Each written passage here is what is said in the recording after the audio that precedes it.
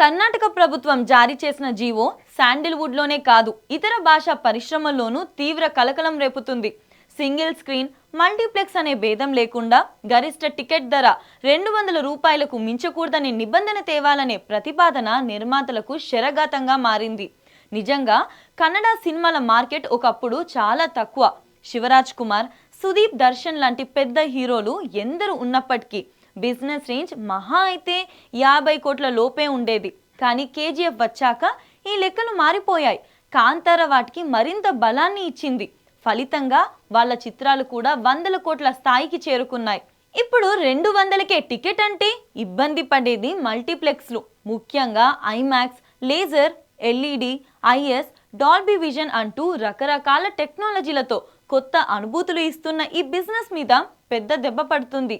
ఎందుకంటే ఇప్పటిదాకా flexi pricing పుణ్యమా అని 300 నుంచి 1000కి పైగానే వసూలు చేసే సౌలభ్యాన్ని పోగొట్టుకోవడం అంటే 100 కోట్ల రెవెన్యూ లాస్ అవుతుంది.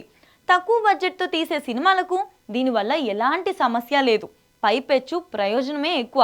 కానీ పాన్ ఇండియా మూవీస్కి బడ్జెట్ రికవరీ జరగాలంటే ఈ రేట్ వర్కౌట్ కాదు. ప్రస్తుతానికి కన్నడ పరిశ్రమ నుంచి దీని గురించి ఎవరు కూడా స్పందించలేదు. కాలీవుడ్, టాలీవుడ్లో హాట్ డిస్కషన్ జరుగుతుంది. ఎందుకంటే రాబోయే ఏడాది కాలంలో చాలా పెద్ద బడ్జెట్ సినిమాలు చాలానే ఉన్నాయి. విశ్వంబర, అఖండ 2, the Raja Saab, dacoit, OG, Swayambhu, Harihara Veeramallu, Kingdom ఇలాంటివి 100 కోట్ల వ్యాపారంతో ముడిపడి ఉన్నాయి. వీటికి కర్ణాటక మార్కెట్ చాలా కీలకం. ఒకవేళ 200 రూపాయల కండిషన్ నిజంగా అమల్లోకి వస్తే ఆటోమేటిక్గా బయ్యర్లు ఇచ్చే మొత్తంలో కోత పడుతుంది.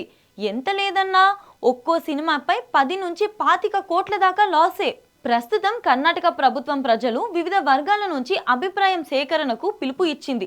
అమలు చేయాలనే నిర్ణయం తీసుకున్నారని, వ్యతిరేకత రాకుండా ముందు జాగ్రత్త చర్యగా ఇలా చేస్తున్నట్టు బెంగళూరులో టాక్.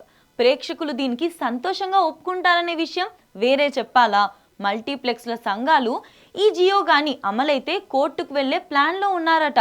అయినా సామాన్యుడికి సినిమాను చేరువ చేసే ఇలాంటి ప్రయత్నాలు అవసరమే.